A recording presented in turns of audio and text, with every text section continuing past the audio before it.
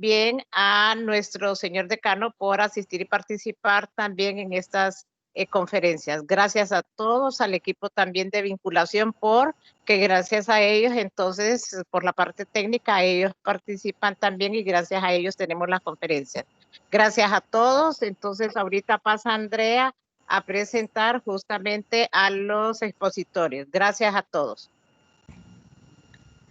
Muy buenas tardes. De parte de la vinculación Universidad-Sociedad de la Facultad de Ingeniería, les doy la bienvenida y agradezco su presencia en esta conferencia de Portafolio de Inversión para la Conservación de Servicios Ecosistémicos usando modelos geoespaciales en las subcuencas Guasarique y Concepción y mapeo de suelos en Honduras. Antes de comenzar, se darán algunas indicaciones. A todos los participantes se les pide que mantengan su cámara y micrófono apagados en todo momento con el fin de evitar distracciones durante la conferencia. Si tienen preguntas en el transcurso de la misma, pueden hacerlas en el chat y al finalizar la conferencia se dedicarán unos minutos para responderlas. Una vez concluida la ronda de preguntas, se proporcionará un enlace en el chat para que las personas interesadas en ser acreedoras de un diploma de participación puedan confirmar en el formulario sus datos personales. Cabe resaltar que es necesario que estén pendientes de este enlace, ya que el formulario cierra a las 3:50 p.m. A continuación, se presentarán los dos conferencistas que nos acompañarán el día de hoy. Nuestro primer conferencista de hoy es el máster Heiner Argeñal, quien con una licenciatura en Biología de la Universidad Nacional Autónoma de Honduras obtuvo una maestría en Ordenamiento y Gestión de Territorio de la Universidad de Alcalá de Henares. Es actualmente analista ambiental en el Servicio Autónomo Nacional de Acueductos y Alcantarillado, SANAA, con experiencia en asesoría de proyectos, elaboración de diagnósticos ambientales en las subcuencas abastedoras de Tegucigalpa y recopilación y sistematización de información cartográfica. Por otro lado, el segundo conferencista que nos acompaña hoy es el ingeniero Marco Trejo, graduado de la Universidad Nacional Autónoma de Honduras como ingeniero agrónomo y que además tiene amplia experiencia como especialista en tecnología y suelos, planificación y ejecución de levantamientos edafológicos. Además, es miembro fundador del Consorcio para el Manejo Integrado de Suelos en Centroamérica. Es autor de la guía metodológica Método Participativo para identificar y clasificar indicadores locales de calidad de suelos. Es expositor a nivel nacional e internacional sobre geología y suelos de Honduras y posee experiencia en la producción de mapas temáticos digitalizados. A continuación, le doy la palabra al máster Argeñal. Tiene la palabra. Ok, buenas tardes a todos y agradezco pues a los que me han dado esta oportunidad de compartir pues esta experiencia académica y científica que hemos realizado en el SANA y bueno, como requisito de graduación en nuestra universidad. Y bueno, pues mi nombre es Jaime Argeñal, como ya lo mencionaron, y voy a estar aquí compartiendo con ustedes un momento este tema de investigación que desarrollamos en dos de nuestros sistemas abastecedores de agua, la ciudad capital, para ponerlos en contexto, pues las dos cuencas, Guasarique y Concepción, que son pues las áreas que poseen embalses actualmente y que ya vamos a ver unos pequeños datos adelante. Solo para fines de ubicación, ahí lo que está en el punto, en el polígono en rojo, es el área de estudio donde están las dos subcuencas ubicadas. Se encuentra pues en el departamento de Francisco Morazán, prácticamente al suroeste de la ciudad capital. Y bueno, lo que procede en este caso es por qué estudiamos esas dos áreas, cuáles son las razones por las cuales, bueno, prácticamente 67%, casi 67% del agua de esta ciudad proviene de esas dos cuencas, de esos dos embalses. Ahí están los porcentajes de cada uno de los embalses: 23 Guasarique y casi 45 el embalse de Concepción. Otro de los datos importantes por los cuales tenemos que estudiar estas áreas es porque la futura planificación de la suministro en la ciudad pues yace sobre estas áreas, y como ven ustedes ahí está el área de inundación del proyecto Guasarique 2, que justamente cae en la zona baja de la cuenca Guasarique, y los números del suministro, digamos, de la cuenca Guasarique, se me olvidó corregir algunas cosas ahí, pero bueno, Esa es la cantidad de beneficiarios, alrededor de casi 573,000 si el proyecto llegase a construir y bueno. Y esos son otros números importantes a considerar sobre estas dos áreas. 60% de los vegetales que consume la ciudad vienen de esas dos áreas. Esa es la cantidad de millones de metros cúbicos al año que producen estas dos cuencas. Y abajo pues aparece la cantidad de beneficiarios directos por conexiones domiciliarias. Entonces en rojo aparece la cantidad de personas beneficiarias de cada una de las cuencas, solo para poner de contexto los números y la importancia de estas áreas para el conocimiento de la población de la ciudad capital. Y además de eso, pues los diferentes canales de relación que existen de estas áreas con la ciudad capital, tanto de las zonas urbanas, la zona de intercambio de las 70 y pico comunidades que existen ahí dentro, todo el flujo de mercadería y todo el intercambio de personas de todos los establecimientos militares y humanos en la parte baja. Eso como un dato así bien general, de unas pinceladas de por qué es importante el área. Ahora, para ir entrando un poco, quise poner algunas imágenes que me permiten, que nos van a permitir a todos, a nosotros y a los participantes, conocer la territorialidad del área de estudio. He puesto algunas imágenes por ahí. Voy a empezar con el mapa de cobertura actualizado que nosotros tenemos de estas dos cuencas. Y lo que quiero que ustedes vayan ubicando, si me vieran el cursor por acá, es ubicando patrones espaciales para identificar cuáles son aquellas áreas de alta importancia biofísica para nosotros interpretar en dónde la inversión en términos de conservación debería ser direccionada. Entonces, en ese Perdón, sentido... Rainer, no se Hola. está viendo tu proyección. Te quedaste en la territorialidad del área de estudio. Y No ahora se avanzó ve. la... ¿Ahora se ve? No. Se ve la diapositiva que dice mapa de uso de suelo en área de estudio. Ok. Ahí. En Ahí. ese...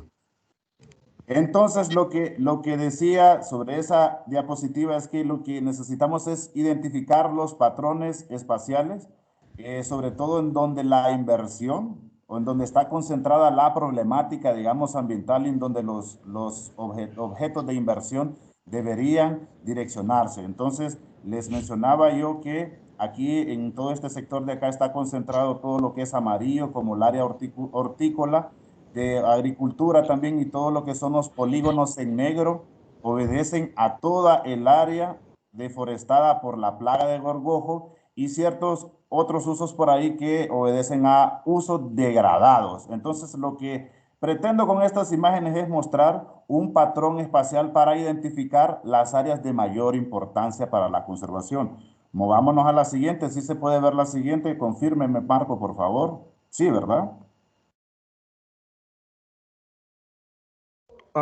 Sí.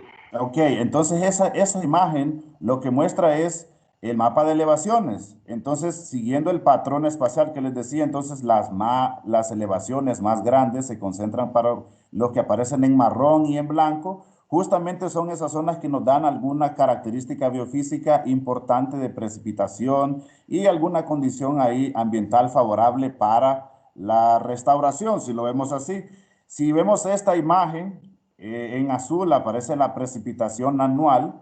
¿Qué es lo que nos dice? Bueno, ¿dónde está más concentrada la lluvia en esa zona? Entonces, si vemos acá en esta zona de arriba, es donde vamos viendo en términos de uso de suelo, en términos de altitud, en términos de lluvia, dónde está más concentrada estas variables biofísicas haciendo patrones. Aquí, por ejemplo, si ponemos el mes más seco para esta área de estudio, vemos que siempre en esta parte alta de las cuencas aparecen los valores más altos de lluvia. Entonces, eso lo que refleja es que es una zona de alta importancia biofísica.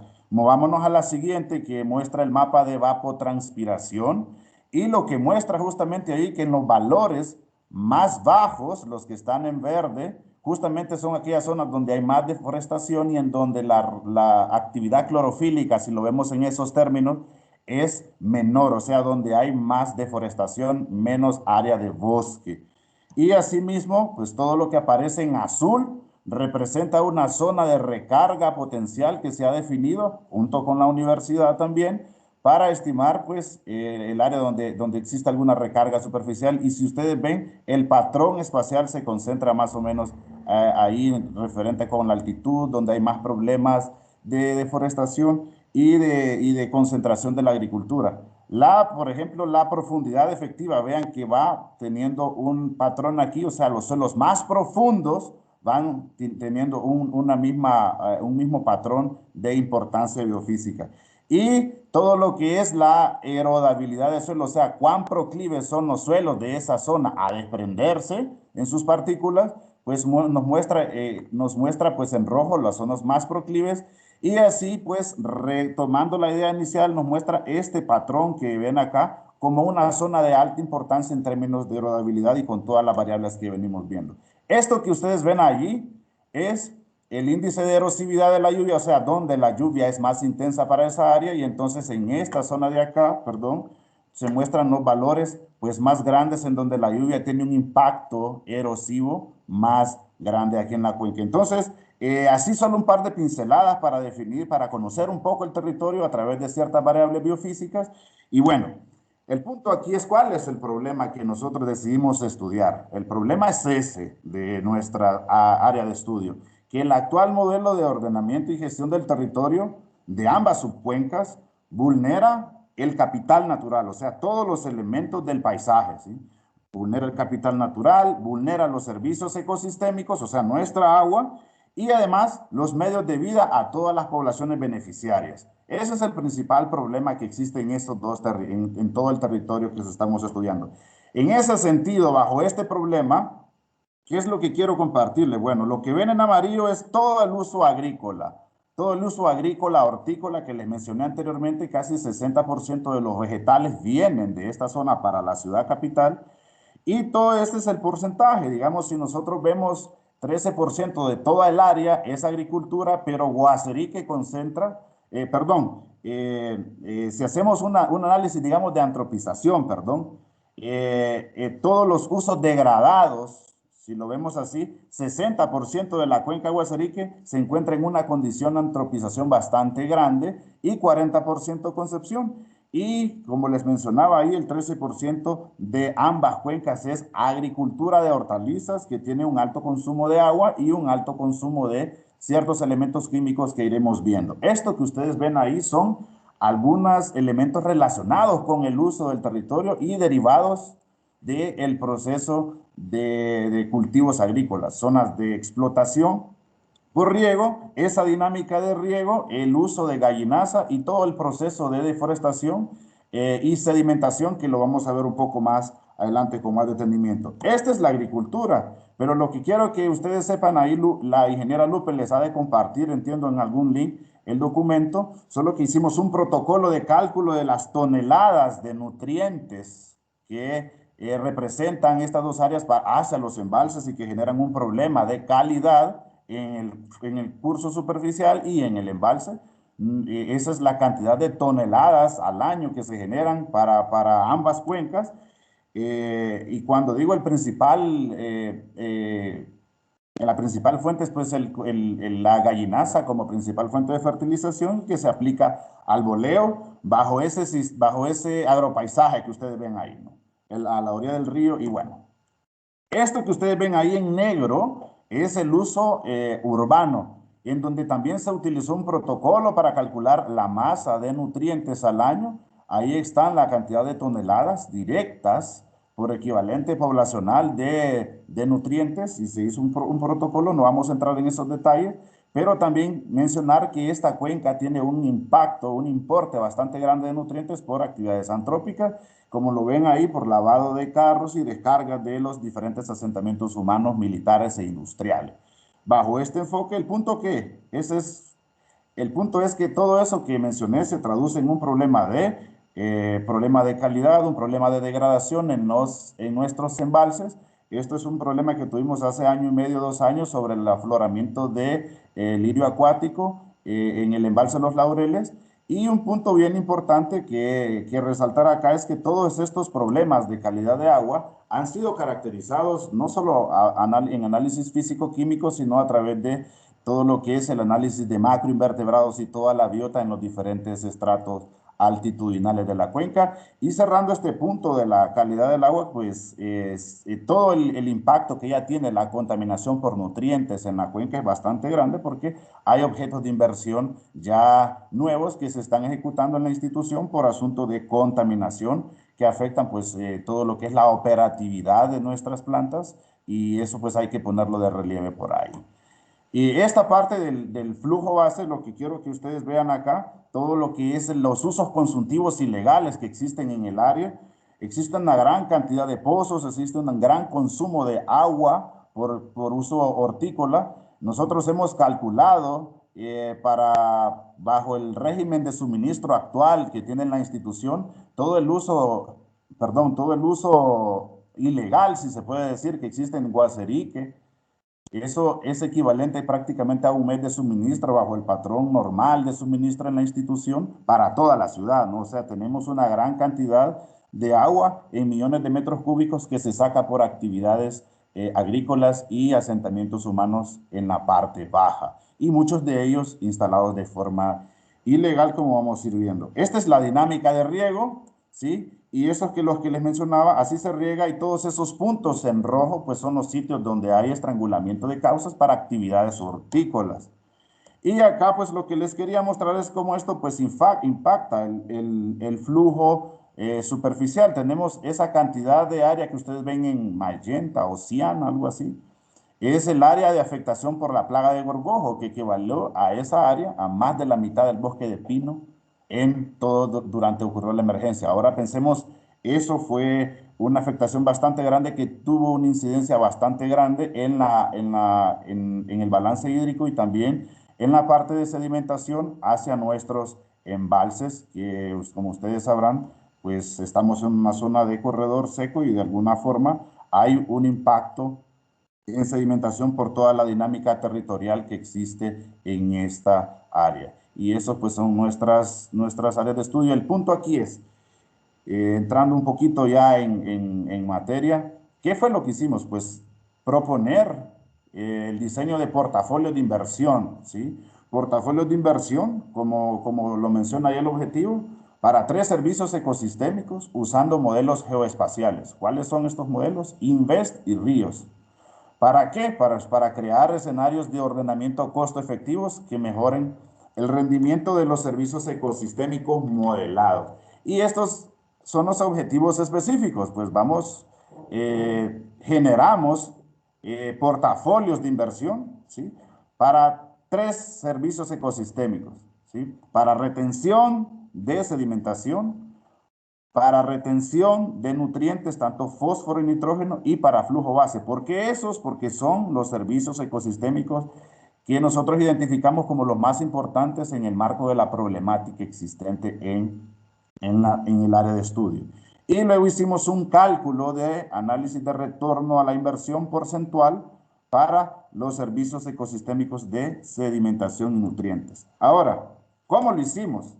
Pues sí, creamos como les digo, creamos portafolios de inversión y cuantificación para 4 servicios ecosistémicos con estas herramientas que las hicieron estos entes, ¿sí? La Universidad de Stanford y estos entes que ustedes pueden ver ahí. En ese sentido, nosotros, como les menciono, modelamos control de retención de sedimentación, retención de fósforo, retención de nitrógeno, porque son los principales problemas que tenemos en esta área, y también flujo base. Y además de eso hicimos un escenario legal, que es juntar todos estos servicios ecosistémicos en un solo y ver cómo se comportan espacialmente. Ahora, ¿qué es un portafolio de inversión? Pues se preguntarán ustedes, si está en el objetivo y no aparece claro. Un portafolio de inversión es un mapa de actividades. Es un mapa de actividades en el cual se deriva con la herramienta RIOS, y este mapa de actividades, ¿qué es lo que hace? Me representa en términos biofísicos las mejores áreas en donde yo debo invertir para la conservación de los servicios ecosistémicos que estoy modelando. ¿En qué actividad debo invertir? ¿Cuánto cuesta? O sea que ahí donde ustedes ven esos píxeles que aparecen allí, en rojo, en verde, representan las mejores áreas que biofísicamente fueron agrupadas para la para la conservación de servicios ecosistémicos. En este caso, ahí puse conceptualmente unas áreas dentro de las áreas que aparecen en azul, son áreas para riego adecuado, algunas para agroforestería, otras para protección, otras para reforestación. El punto que busca esta herramienta es optimizar la inversión, porque muchas veces la inversión se dirige a aquellos territorios en donde la aptitud biofísica no es la adecuada, como vamos a ir viendo en el desarrollo de las diapositivas. Entonces, un portafolio de inversión es un mapa de actividades que nos muestra en el territorio las mejores áreas o las áreas con mayor aptitud para la restauración en cuencas hidrográficas, ¿sí? Entonces, ¿para qué? Para que no andemos invirtiendo en todo lugar, sino que en aquellos lugares en donde biofísicamente es adecuado. Entonces, luego que nosotros creamos estos portafolios que yo he mencionado aquí, que son mapas de actividades, nosotros pues procedimos a utilizar esta herramienta para cuantificar, ¿sí? Para cuantificar la cantidad de toneladas por hectárea por año o la cantidad de kilogramos por hectárea que podían ser retenidos por el asunto de inversión en el marco de los portafolios de inversión. Entonces, en este sentido, modelamos con esta herramienta de cuantificación que se llama Invest estos 3 portafolios de inversión, pero vamos a tomar uno como ejemplo para explicar qué se hizo y luego mostrarles los resultados. Por ejemplo, en exporte de sedimentación nosotros dijimos, bueno, así como está el uso de suelo base, ¿cómo es el exporte de sedimento? Si nosotros invertimos 11.25% de un escenario presupuestario, ¿cómo se comporta? Si nosotros invertimos 50% de un presupuesto establecido, ¿cómo se comporta? Y modelamos también 2 escenarios de degradación que aparecen ahí abajo. Eso pues segmentamos la cuenca en 21 unidades, como aparecen ahí. Cada una de esas unidades representa un área hacia donde drenan los acueductos comunitarios y entonces las delineamos para tener de alguna forma todo lo que son las salidas. Cada línea representa una cuenca, entonces al final nosotros podemos obtener lo que es retención de sedimentación por cada una de las cuencas y el exporte de sedimentación para cada una de las cuencas modeladas. Estos datos pues aparecen unos números bastante grandes ahí, son datos que no han sido calibrados de momento, sino que al momento de analizarlo lo hicimos con diferencias porcentuales entre escenarios, que eso es lo que vamos a ver ahorita. Entonces, si hablando del enfoque metodológico, un punto muy importante son estos, solo me voy a concentrar en esos que he sombreado de momento, porque este trabajo lleva una agrupación de mucha información cartográfica, biofísica, mucha de la información que se utilizó fue generada por completo, prácticamente el 95% de los insumos de este trabajo fueron generados por completo y hemos utilizado la mayor cantidad actualizada de información que existe para el área y bueno, los hemos puesto a trabajar. Y acá, un punto muy importante, ¿no? Que cada uno de los elementos de uso de suelo, por ejemplo, obedece a unas variables que había, a unos coeficientes que había que investigar para cada uso de suelo. Ustedes pueden ver aquí en esta tabla aparecen las fuentes, ¿sí? Y mucha de la información proviene de modelos hidrológicos que hemos desarrollado para el área de estudio. Y solo por mencionar algunas variables, por ejemplo, datos muy específicos como la cantidad de exporte de sedimento por cada tipo de cobertura tuvo que ser consultada, algunos coeficientes de rugosidad, profundidad de raíz, algunas cargas de nutrientes y sedimento por cada uso de suelo. Entonces, mucha de la información pues muy específica que fue consultada y lo dejo aquí porque esto ya prácticamente puede homologarse alguna información a nuestros mapas forestales oficiales para poder extrapolar estos enfoques a otras áreas del país que se estime conveniente. Y aquí en este sentido, pues, el enfoque metodológico de compilar o de llenar todo lo que son las actividades que nosotros estamos modelando con respecto al uso del territorio, al uso y cobertura de suelo que aparece en esta columna y en esta fila que aparecen las actividades que nosotros pretendemos modelar para que nos generen los portafolios. Y bueno, lo que les decía, en esta parte nosotros definimos en un horizonte de 18 años de ejecución presupuestaria en el SANA, sacamos que 11.25 de ese historial de ejecuciones es lo que normalmente se invierte en actividades de conservación. Entonces, de ese presupuesto, de la última ejecución presupuestaria, calculamos ese porcentaje y tomamos un escenario hipotético del 50%. ¿Qué pasaría si invierto 11.25 y qué pasaría si invierto 50%? Entonces, eso pues lo dividimos porcentualmente, el billete, el dinero, entre todos los servicios ecosistémicos que estábamos modelando y así hicimos el análisis. Esto que ven acá en la parte de abajo de las actividades son el costo real de actividad por hectárea. Y entonces eso había que ingresarlo al modelo para que pudiera hacer el análisis también de costos. Y acá aparece pues simplemente el escenario legal que significa básicamente la construcción de un portafolio de inversión en el marco de todos los escenarios legales que existen en las dos áreas, que son los planes de manejo. Entonces se sacó todo el presupuesto que fue aprobado por el ICF para ambos planes, se le restó un 25% de inversión para el área social y lo demás se distribuyó en este porcentaje para cada una de las actividades, dándole mayor porcentaje, o sea, asignándole más dinero a aquellas actividades que se consideran que son más importantes para los objetivos. Entonces, y luego de eso, pues nosotros tenemos nuestros portafolios de inversión que básicamente, me salté aquí, que son estos mapitas que ven acá, pero en esta siguiente imagen, ¿qué es lo que pueden observar ustedes?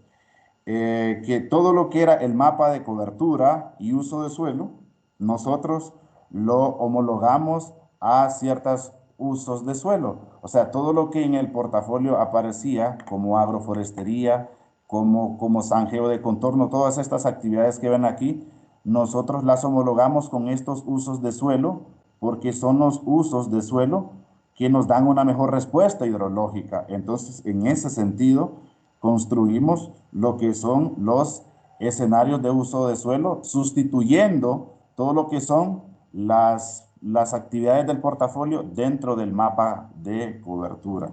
Y al final, pues, ¿qué es lo que teníamos? El mapa de uso de suelo más los portafolios de inversión y teníamos, pues, todo lo que son los mapas de portafolio que generamos.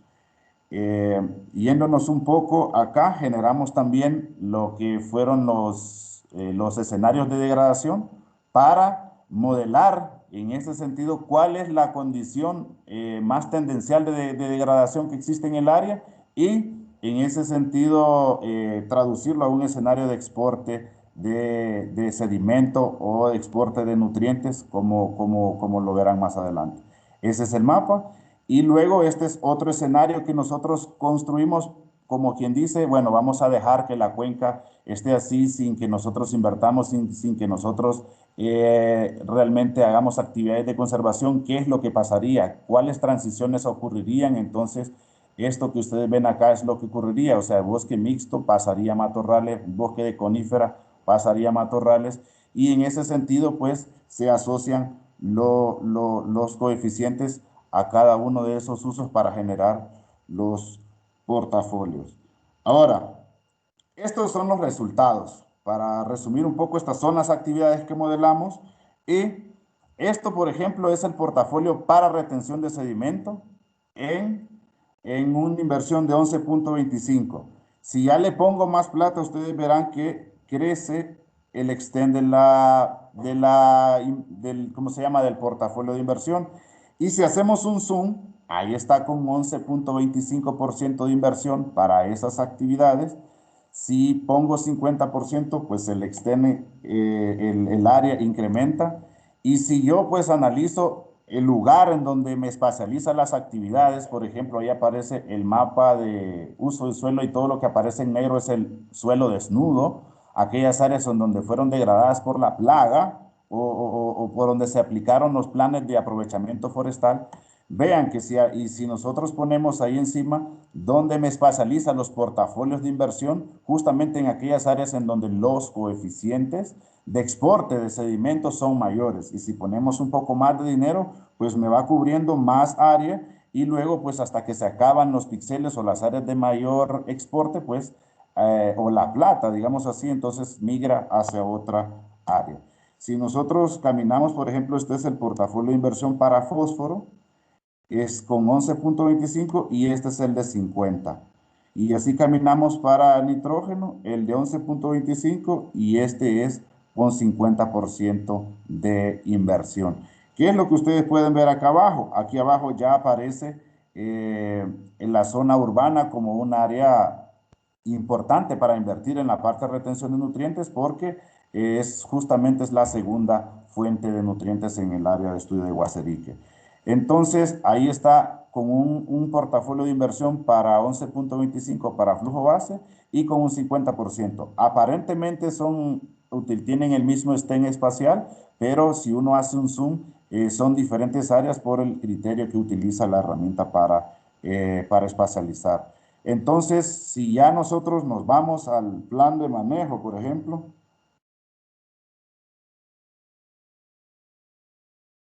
quisiera saber si me están escuchando. Marco me puso un mensaje. ¿Sí me escucha, Lupe? Sí se le escucha. Ok. Entonces, esto que ustedes ven aquí son los resultados para el escenario de plan de manejo. O sea, ¿qué fue lo que hicimos? Todos los servicios ecosistémicos modelados en un solo portafolio, todos en un solo. Entonces, ¿qué fue lo que hicimos? Este es el primer año, por ejemplo. El segundo año, asumiendo la duración. ¿Por qué puse 3 años? Yo, asumiendo que la duración del plan de manejo aprobado por la autoridad forestal dura 3 años. Entonces, este es el primer año. Ven dónde me invierten las actividades, en aquellas zonas en donde hay donde hay mayor importancia biofísica. Luego, el segundo año me va bajando las actividades a aquellas áreas de corredores riparianos, aquellas áreas de las zonas ribereñas, en donde va siendo más importante invertir en los últimos años de la duración. Y este pues es el portafolio de inversión pues con mayor, todos los 3 años juntos, con un presupuesto de plan de manejo que anda arriba de 100 millones de lempiras. Lo que quiero que ustedes vean acá es cómo los portafolios de inversión cambian en función del tamaño presupuestario. Y el punto acá es poner de relieve que la ubicación de las áreas justamente están en aquellas áreas de mayor importancia biofísica. Ahora, si nosotros ponemos los portafolios de inversión para 5 años de duración, entonces verán ustedes prácticamente el mismo orden. Año 1, año 2, año 3, año 4, año 5 y todas las actividades, todos los años juntos. Entonces, este sería como el escenario ideal de inversión, pero normalmente sabemos que no tenemos ni los recursos para implementar un portafolio de inversión de este tamaño. Entonces, pero biofísicamente y con ese tamaño de presupuesto, así luciría, digamos, un portafolio de inversión o con un programa, digamos, bien estructurado y sólido de manejo de cuencas. Y bien, entonces, ¿qué hicimos luego de tener los portafolios de inversión? Luego de eso, pues, hicimos, como les mencionaba en estos escenarios, cuánto es el exporte de sedimento bajo el escenario base. Para sedimentación, solo por poner el ejemplo, porque existen para retención de fósforo y para exporte de fósforo y exporte de nitrógeno, pero solo para este caso vamos a ver sedimentación. Entonces, vean que para el escenario base tenemos ahí en el recuadro en rojo, tenemos ese exporte de sedimentos, 136 toneladas, digamos, para todo el área. Pero si invertimos, por ejemplo, 11.25%, reduce el exporte de sedimento para esa área. Pero si invertimos el 50%, reduce a 102. Toneladas por hectárea. Entonces, si nosotros modelamos el escenario de degradación, incrementa el exporte de sedimento. Y si modelamos el escenario más dramático de de degradación que se pudo construir bajo criterio de experto, entonces nos muestra que el área pues va a crecer en exporte de sedimentación.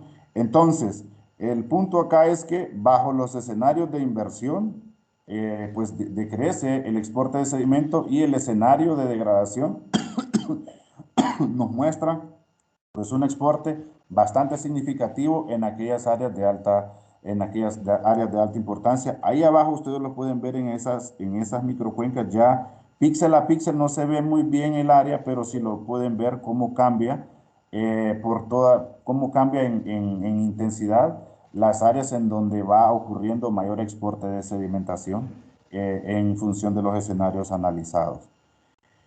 ¿Qué es lo que quiero ir para más ir concluyendo? Eso que ustedes ven ahí es un portafolio de 50% para el estudio, para retención de sedimentación. Y si nosotros hacemos un zoom para varias de las variables, valga la redundancia que usamos para el proceso, esto es la textura de suelo.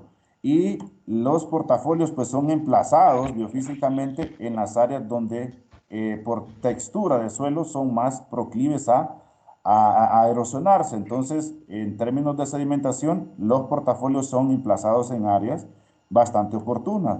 En términos de profundidad de suelo, que son los rojos, donde hay más suelos más profundos, los portafolios se emplazan en zonas en donde los suelos pues, son más profundos, donde la precipitación es mayor, ahí se emplazan los portafolios con las herramientas usadas, y donde el mes más seco concentra los valores más altos de lluvia o donde los valores de evapotranspiración o donde los valores de la actividad clorofílica son menores.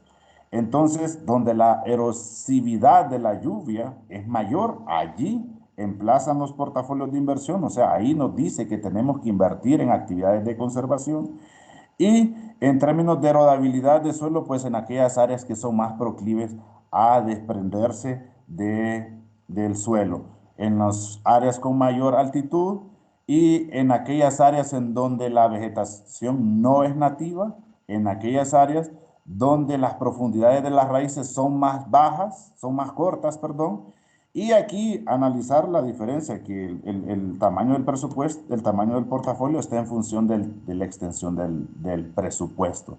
El tamaño del portafolio de inversión está en función del tamaño del presupuesto. Y aquí lo que quiero resaltar es todo lo que ustedes ven en rojo son aquellos píxeles de mayor exporte de sedimento. La lógica nos diría que los escenarios de inversión deberían concentrarse ahí y en efecto ahí se concentran aplicando la fórmula de priorización en todo lo que es áreas de alto exporte. Si ponemos más plata, se va llenando todo lo que es el área de mayor exporte para hacer control.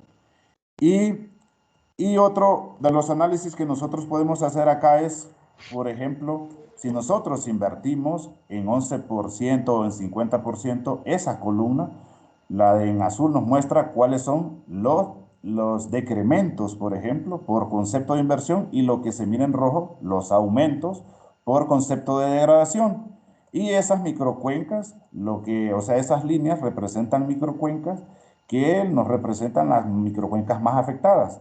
Entonces, esto lo que significa es que yo invierto en esta primera línea, la línea 2, si yo invierto un 11.25% del presupuesto asignado, eso me va a reducir un 21.46% con respecto al escenario base. Y si invierto un 50%, me va a reducir casi un 30% de la sedimentación con respecto al escenario base. Y así sucesivamente, si no protejo, me incrementa en un 20%, y si modelo el escenario de degradación más drástico que ocurre en el área, pues me va a incrementar drásticamente la sedimentación. Y eso pues visto espacialmente representa esa área en rojo como zona de mayor importancia para la retención de sedimentación, ¿sí? Y si nos movemos hacia un escenario más global, pues ahí aparecen los números, ¿no? Para analizarlo, ya sea por microcuenca o analizarlo de forma global para para toda el área de estudio. Entonces, por inversión de 11.25, este 5% es el que disminuye y un 12 5 con un escenario de 50% de inversión, y ahí aparecen los números para los escenarios de degradación. Lo que quiero mostrar acá es que el tamaño de la inversión, digamos, de 11.25 tiene efectos bastante poco significativos en las reducciones tanto de nitrógeno, tanto de sedimentación, tanto de fósforo, porque son bien pocas las áreas en donde realmente se hace inversión. Y ahí pues ven, el primero fue de sedimentación y prácticamente es la misma área que concentra los problemas tanto de sedimentación como de nutrientes que están y de flujo base, que justamente son los problemas asociados a la problemática que como SANA afrontamos. Ahí ven las diferencias a nivel de toda la cuenca, y en los cuadritos pues lo que se ve a nivel de microcuenca. Aquí pues nosotros hicimos un análisis para ir prácticamente finalizando, de un análisis de retorno a la inversión. ¿Qué fue lo que nosotros hicimos? Bueno, ¿cuánto es aplicamos esa fórmula? ¿Cuánto es el exporte, digamos, el exporte de sedimentación para el escenario base? ¿Y cuál es el exporte para los escenarios que tienen inversión? Entonces, aplicamos esta fórmula y acá en esta segunda parte aparece el escenario de degradación. ¿Qué es lo que yo quiero ver aquí en estos mapas? Que lo que nos muestra que en aquellos lugares en donde hay inversión, pues obvio, no va a haber alguna mejora, algún mejor retorno a la inversión, pero lo que nos muestra, digamos, en estos mapas, son aquellas áreas en donde por concepto de inversión se tiene un mejor retorno en bienes en servicios ecosistémicos, o sea, que en la microcuenca 2, en la microcuenca 7, en la microcuenca 9 y en la microcuenca 18, son aquellas áreas en donde la inversión realizada nos da un mejor beneficio total, si lo podemos ver de esa forma, ¿no? Entonces, es bien importante espacializar en este sentido las mejores áreas para la inversión y luego aplicar esta fórmula para poder, pues, en términos de planificación, conocer pues cuáles son las microcuencas en donde está más concentrado el problema, las microcuencas hacia donde debo dirigir la inversión para ir afinando y redireccionando la inversión, porque muchas veces ocurre de que nos dicen, no, tenemos plata, pero para invertir en la microcuenca 6. La microcuenca 6 no tiene tanta importancia biofísica en términos de problemática y en términos de oferta hídrica, ni en términos de todo lo que hemos mencionado. Por lo tanto, en este sentido es bien importante espacializar todas estas áreas para redirigir mejor la inversión. Entonces, asimismo podemos hacer varios análisis de retorno, conjugando con todas las tablas y haciendo pues los respectivos ajustes en función del conocimiento del área. Entonces, yo no quisiera seguir, quisiera dejarlo por aquí sin más problemas para proseguir con la siguiente presentación de Marcos. Y antes, pues, es muy importante decir un par de cosas, ¿no? Que estos escenarios de compartir esta información son muy importantes. Gracias a ello, pues, SANA como tal, a través de la vinculación de la universidad, ha logrado pues construir bastante base de datos, bastante información que nos ha servido para poder tener escenarios de análisis más finos, ¿sí? Con la universidad tenemos procesos de monitoreo de calidad de agua, de monitoreo de isótopos radiactivos, con CRS, pues inversiones en la parte dafológica, todo con el fin de caracterizar mejor la territorialidad y tener mejores insumos que nos orienten mejor dónde invertir. Entonces, siempre va a ser bien importante estar compartiendo estos datos, estos resultados, estas realidades de la cuenca para poder crear sinergias y informar a la sociedad, ¿no? Entonces voy a dejar por aquí para no quitarle tiempo a Marco y listo. Muchas gracias, Máster, por su tiempo y por tan excelente información que nos ha compartido a todos el día de hoy. y estoy segura que será de mucha utilidad para todos los presentes. Se les recuerda a los participantes que si tienen preguntas pueden escribirlas en el chat y al finalizar se harán llegar a los conferencistas. Asimismo, estar pendientes del enlace del formulario que se colocará en el chat al finalizar la ronda de preguntas, el cual se utilizará para generar la lista de diplomas de participación. Ahora damos paso a la participación del ingeniero Marco Trejo. Ingeniero, tiene la palabra.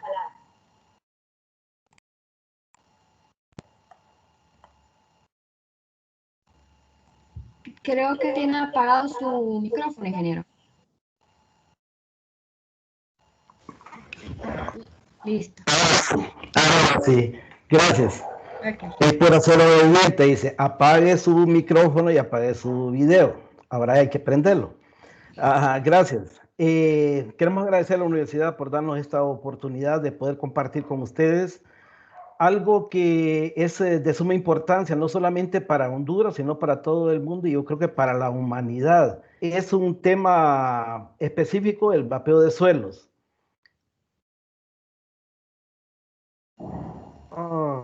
Perdón.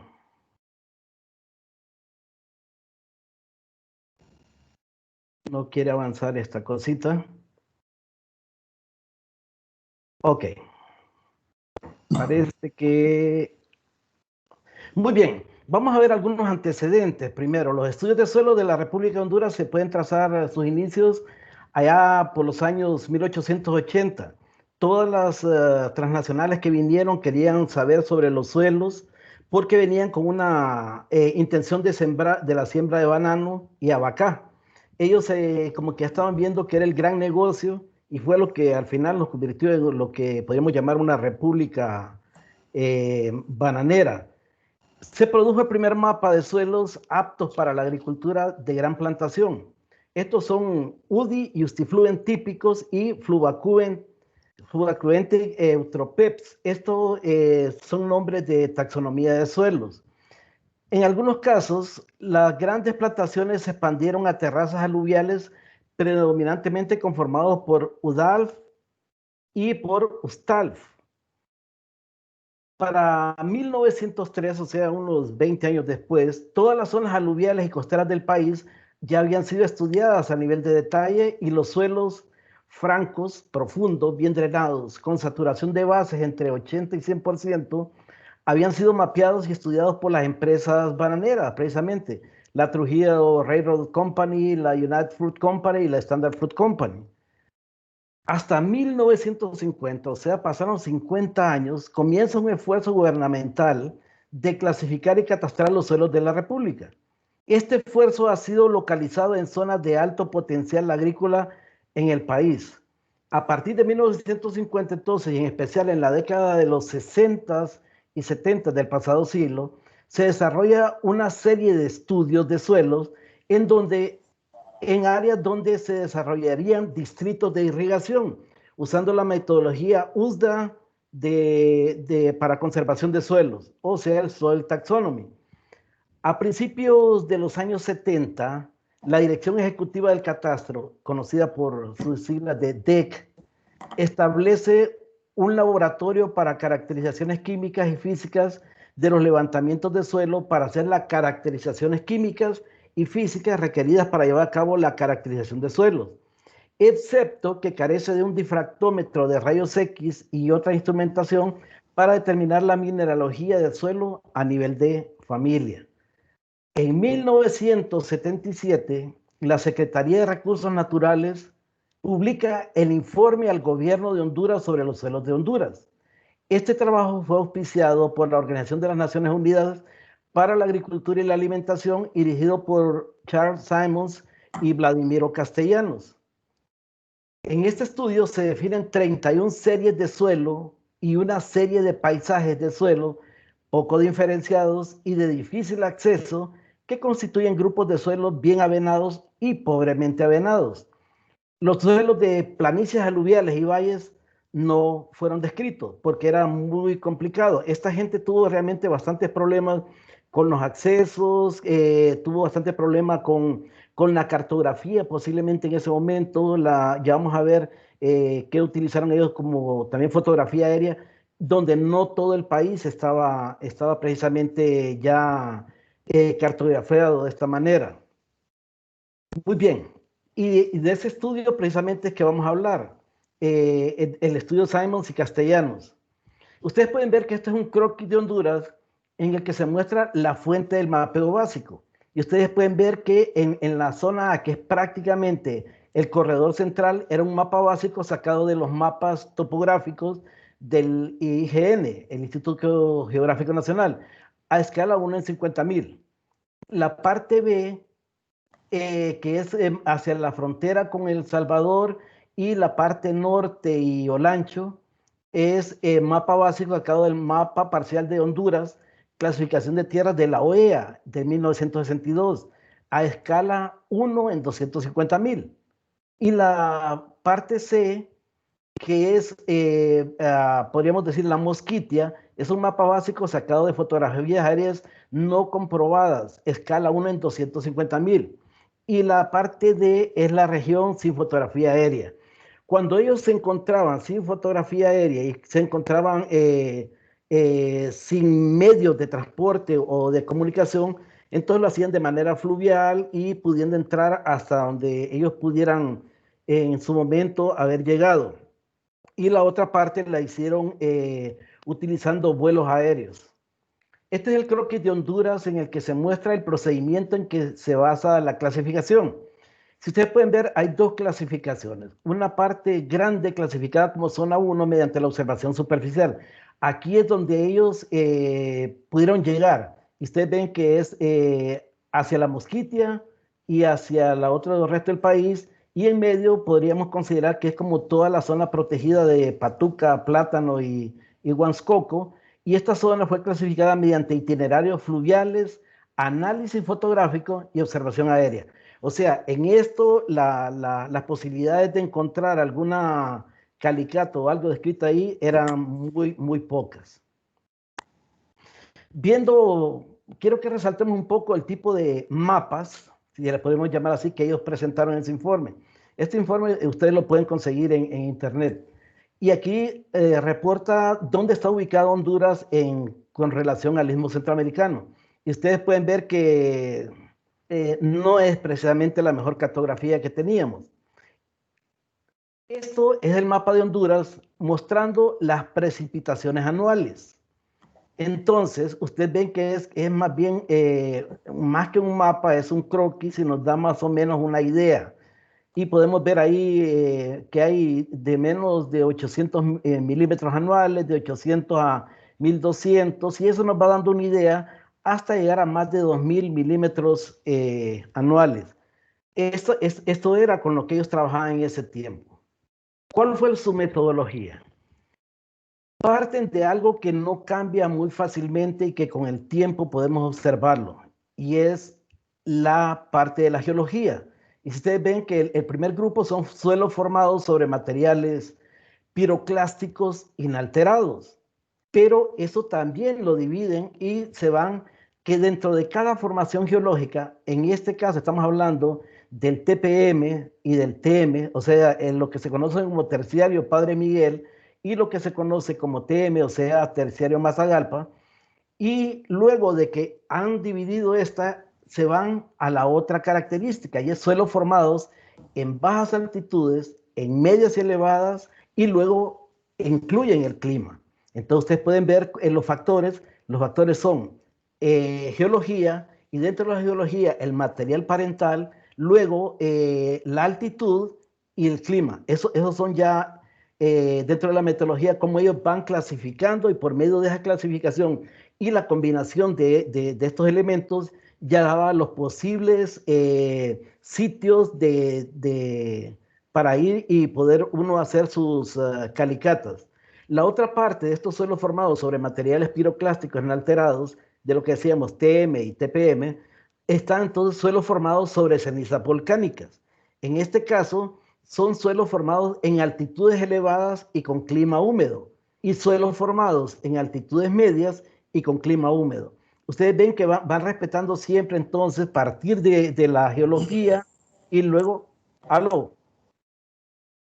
y luego Sí, Sí, y luego las cenizas volcánicas. Si vimos en el anterior es ignimbritas todas y rocas máficas afines. O sea, aquellos que se tuvieron el tiempo para poder irse enfriando a diferentes velocidades y entonces daba las tobas que son rocas un poco más sueltas, a ignimbritas que son las mismas rocas, pero que se fueron conformando a más largo tiempo y eso entonces permitió que las rocas fueran más duras o las rocas máficas, que también alcanzan esa dureza y más peso.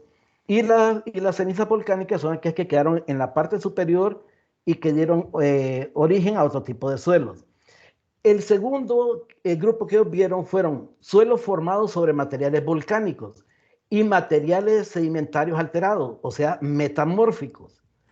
Aquí los dividen en suelos formados en clima húmedo y seco y suelos formados en clima húmedo y solamente se fueron a otros, si eran poco profundos o suelos profundos.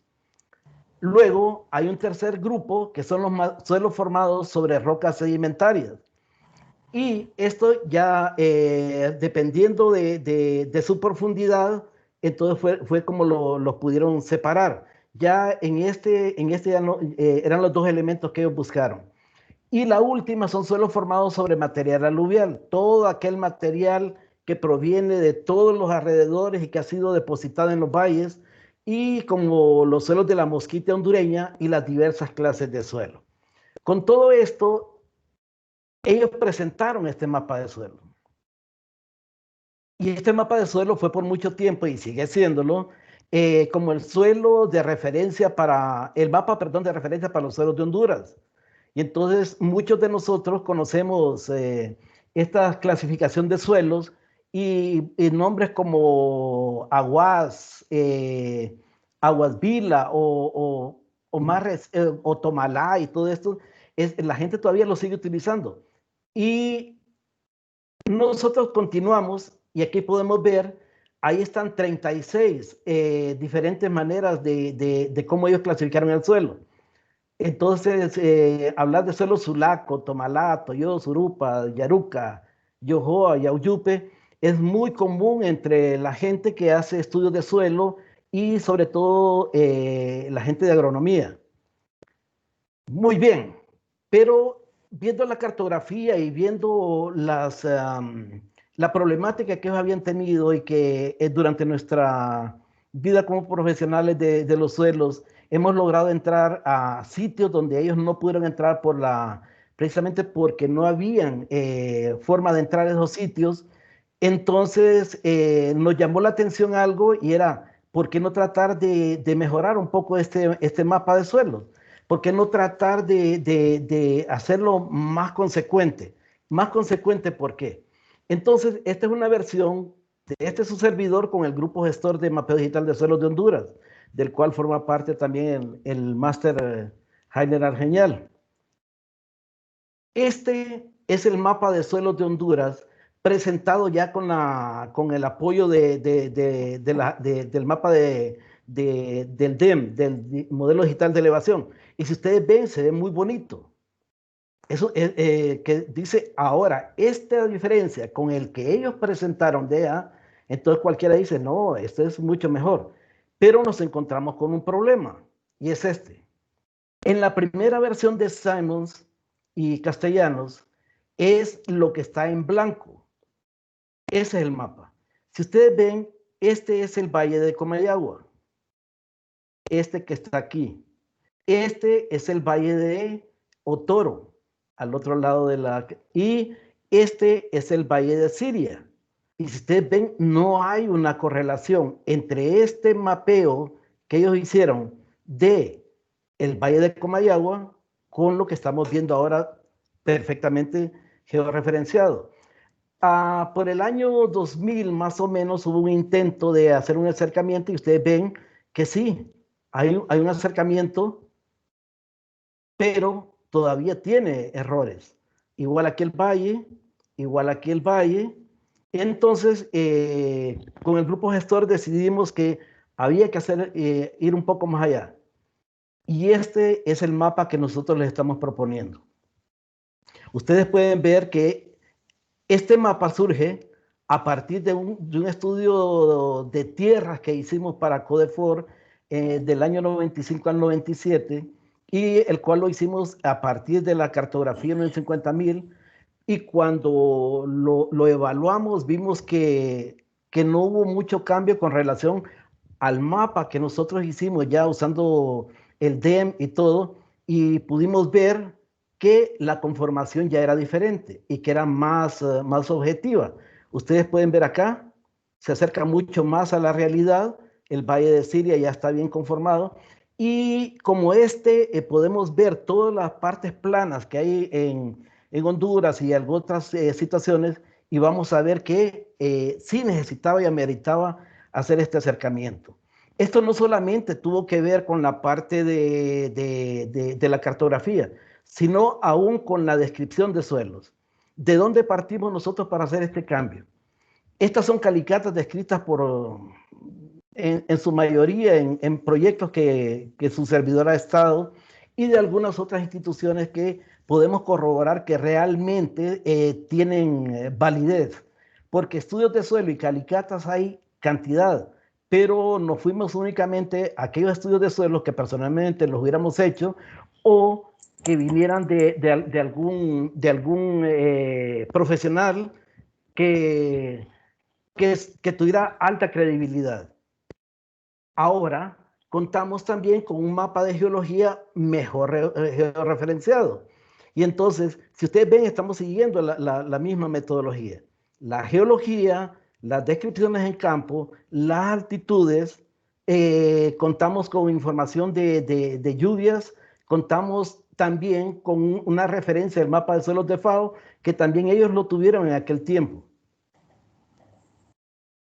Y esto es el mapa en que alrededor del año 2000 lograron hacer. Pero si ustedes pueden ver, todavía se ve con algunas situaciones, como lo mostramos al anterior, en cuanto a georreferenciación. Contamos con el modelo digital de elevaciones, y esta es la nueva versión del mapa de Simmons y Castellanos, como le llamamos nosotros, porque realmente hemos seguido cada una de las indicaciones que ellos siguieron, partiendo, ese modelo que ellos usaron realmente ya es un modelo muy antiguo de mapeo digital, de suelos, que ahora espero tener otra oportunidad y con Heiner podamos presentar el nuevo modelo digital de mapa de suelos, que este es vectorial y cada polígono tiene una sola característica. Y en el nuevo que vamos a presentar para ustedes dentro de poco es uno que es raster. Cada píxel tiene ya su propio valor, su propia autonomía. Si ustedes pueden ver, entonces llegamos a ya están ubicados en su sitio cada una de las diferentes manifestaciones de los suelos en Honduras, y sí, usted llega y en el sitio que está demarcado geográficamente, usted ahí puede encontrar lo que está buscando. Ustedes pueden apreciar aquí cómo los valles. Quiero salir un ratito de acá de esto y entrar con ustedes en algo para que lo podamos ver apenas por un momento. No, vamos a ver, permítanme. Voy a compartir con ustedes.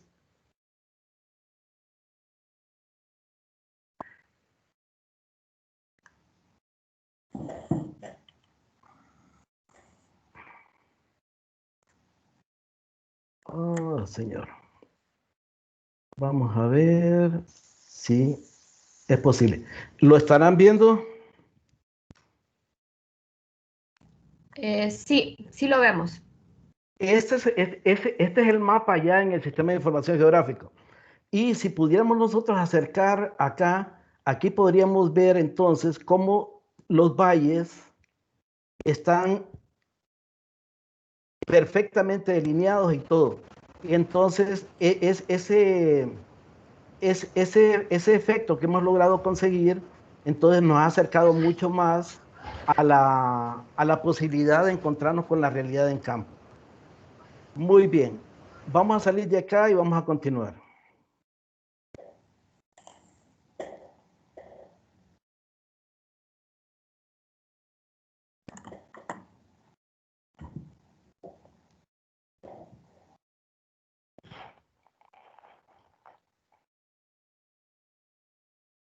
¿Qué es lo que sucede ahora con esto? Vamos a ver. Ya habíamos visto cuál era la metodología que ellos habían utilizado. En este caso, para poder encontrar nosotros en nuestro mapa los suelos formados sobre materiales piroclásticos inalterados, que les decía, y en altitudes bajas y con clima húmedo seco, aquí podemos ver que son las series Coray y Pespire. Y estos son los sitios donde podemos encontrarlo. Ustedes pueden ver la altitud que se da aquí en suelos, dice, bajos, se consideran hasta 600 metros y suelos medios hasta 900 metros.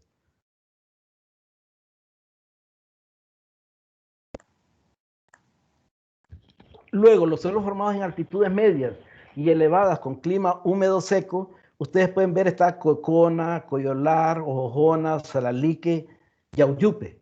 Y ustedes ven que prácticamente está cubriendo lo que se conoce como el corredor seco. El corredor seco, si ustedes ven y ven el mapa de geología, se va a encontrar que todo o la mayoría está conformado por la formación geológica TPM. Entonces hay una relación directa entre la geología y el tipo de suelo. Suelo formado sobre ignimbritas, tobas y rocas máficas afines, que era lo mismo que decíamos de TPM, y en este caso formados en clima húmedo. Si ustedes lo pueden ver, y me van a decir, no lo puedo ver, pero ya se lo amplié. Si ustedes pueden ver, aquí está el lago de Yohoa, y al norte del lago de Yohoa es donde estas formaciones que vienen del TPM y posiblemente más del TM, o sea, Terciario Matagalpa, de donde provienen basaltos y ustedes cuando van bajando del norte del lago hacia San Pedro Sula pueden encontrar estos suelos rojos profundos.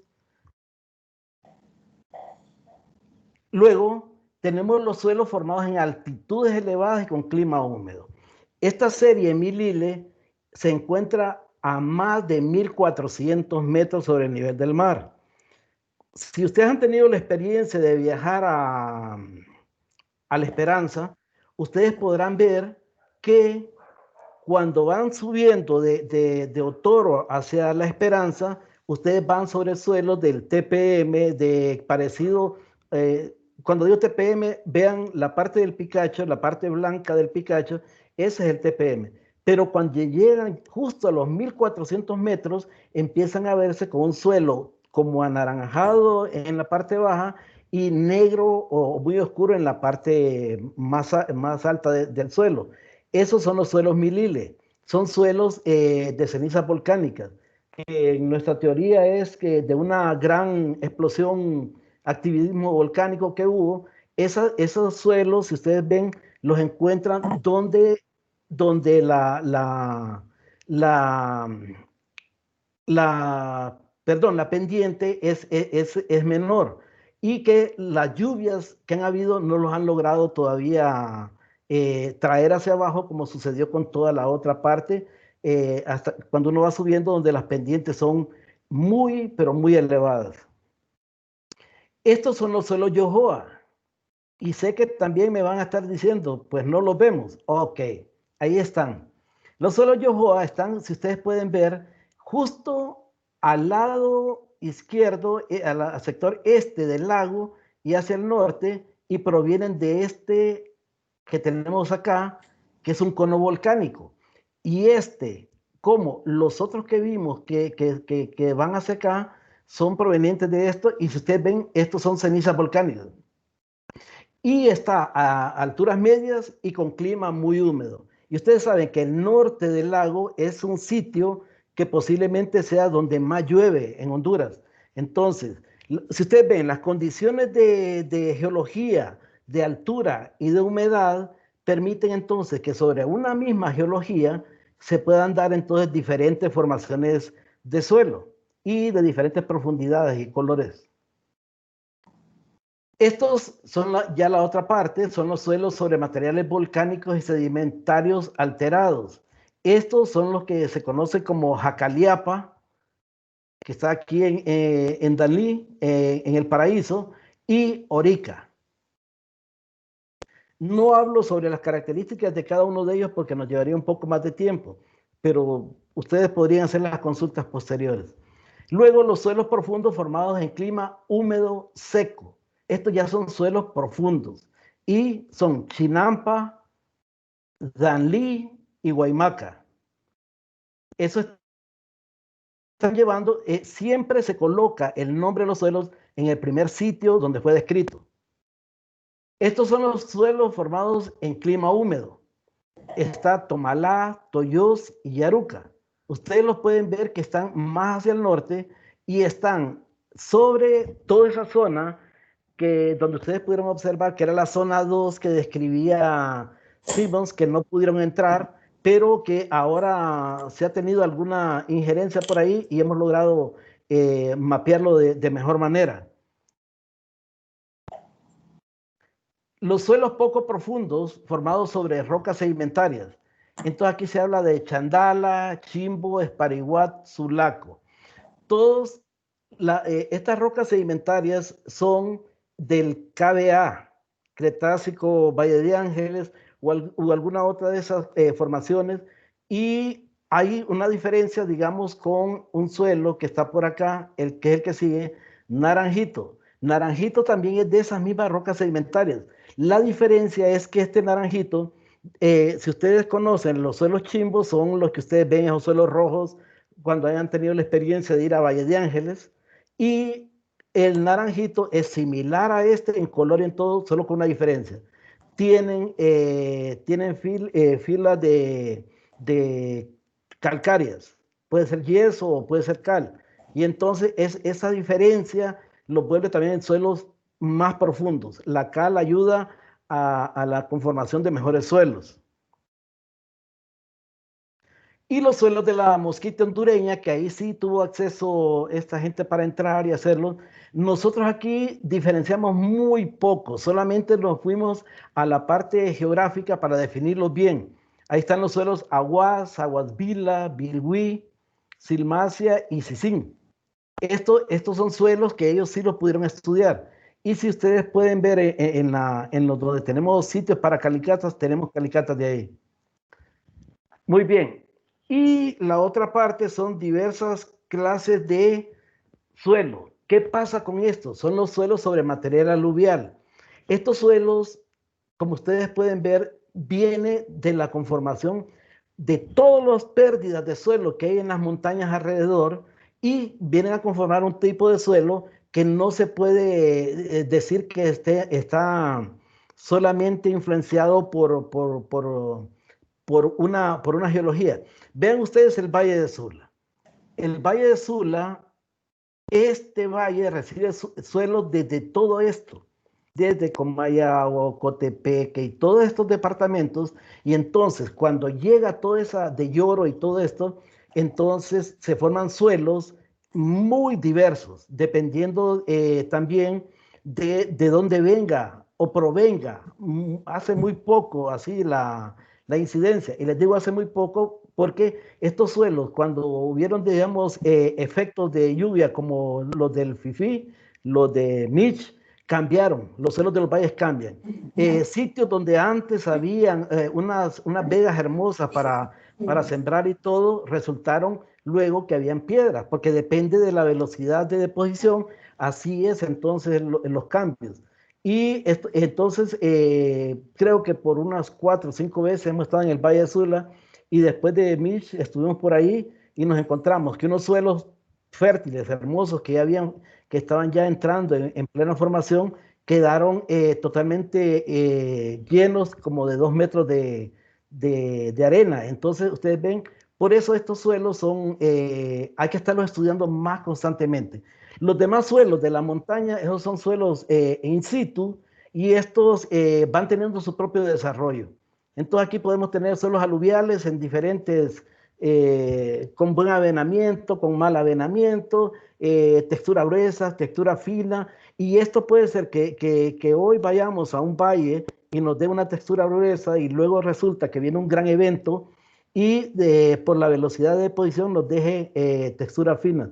Entonces, por eso este señor Simons no se atrevió a dejarlos ya instalados ahí como tal, sino más bien que cada vez, siendo sitios para grandes explotaciones agrícolas, habría que estar más bien en un constante estudio.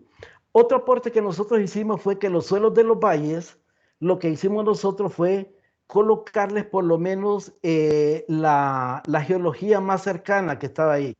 Por ejemplo, suelos de los valles KBA, KY, PZM, QB1 y QB2, porque hay diferentes situaciones que manejar ahí. Suelos de los valles sobre TM, sobre TPM, porque esto ya nos da también una idea de qué tipo de suelos podemos ir a encontrarnos, si es de terciario Matagalpa o si es de terciario Padre Miguel, o suelos rojos de KBA o suelos de KY, que el calle es Cretácico y Ojoa, que son suelos que provienen de calcáreas. Entonces, siendo suelos calcáreos, lo más seguro que nos vamos a encontrar también con suelos con un pH bien alto.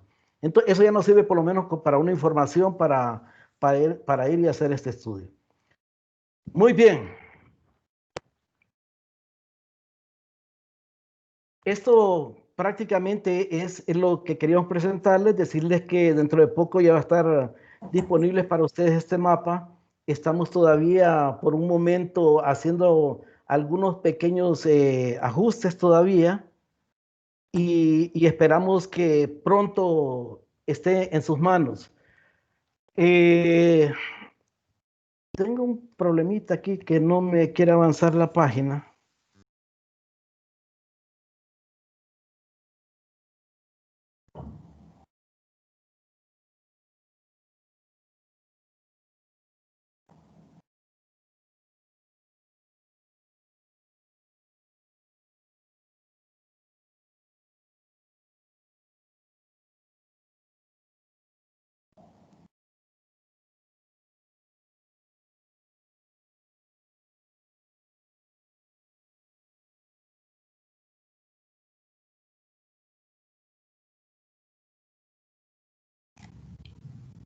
No se le escucha, ingeniero.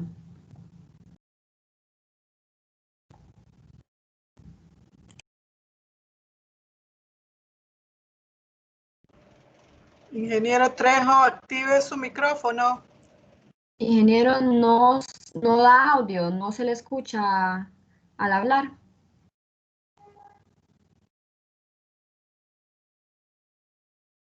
No, todavía no.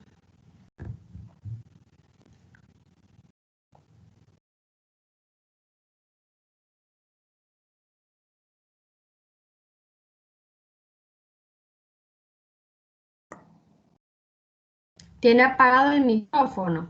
Pruebe a encenderlo.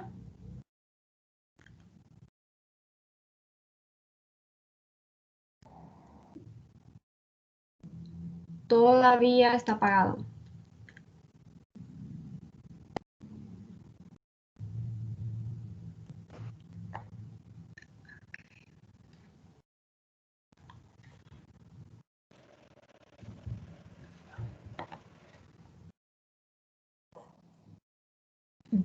Ya encendió el micrófono, pero no se escucha su voz todavía.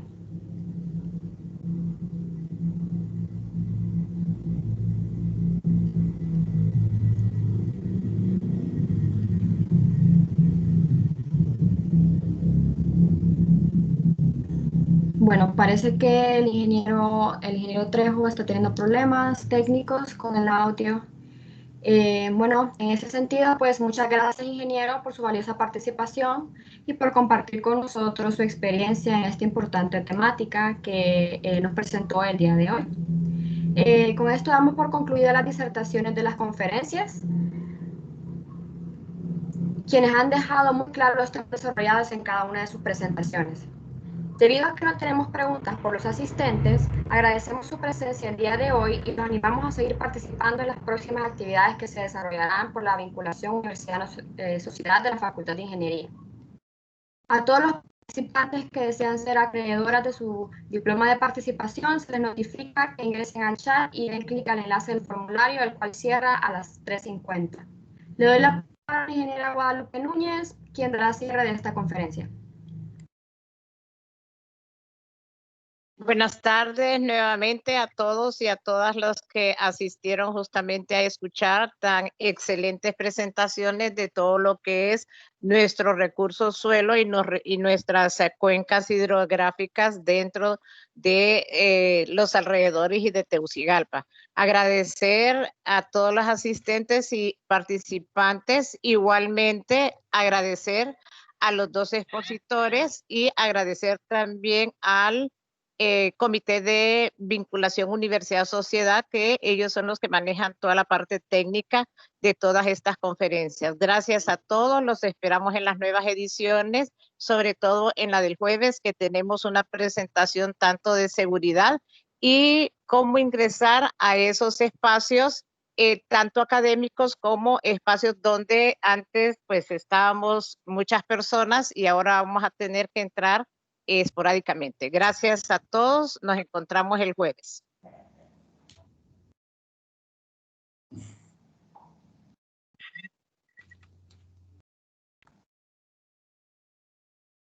Andrea.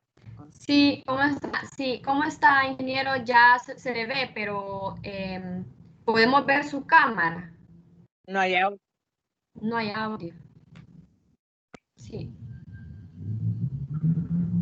Bueno, a todos los participantes, recordarles, ¿verdad?, de que ingresen al enlace para generar los diplomas de participación. Está en el chat.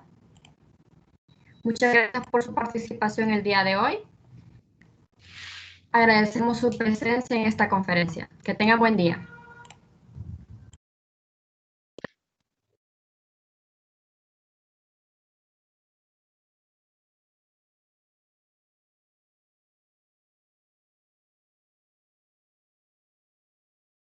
Inge Trejo, no escuchamos su final.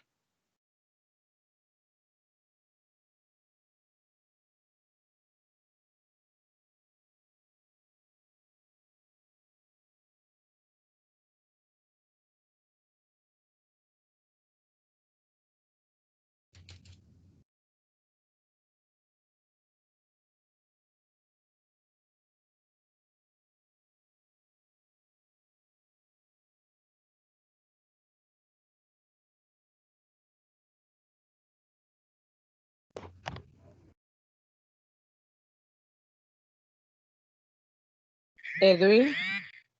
Sí, ingeniera Guadalupe, aquí estamos. Contame cuántos entraron. Sí, bueno, aún tenemos participantes adentro. Porque no Sí, nos al podemos... finalizar, Pero nos vamos a quedar un rato. le voy a decir cuántos... Bueno, éramos como cerca de 40. Ah, está bueno, gracias, Edwin. Sí. Gracias, Edwin. Voy a descargar la lista para darle un valor más exacto. Sí, es que el ingeniero creo que bueno. tuvo problema con el audio de él. Cuando cambió la presentación, creo que algo se desconfiguró. Pero ya iba terminando. Sí. Pero ya iba terminando, creo. Sí. Y de todas formas, solo le quedaban como 4 diapositivas.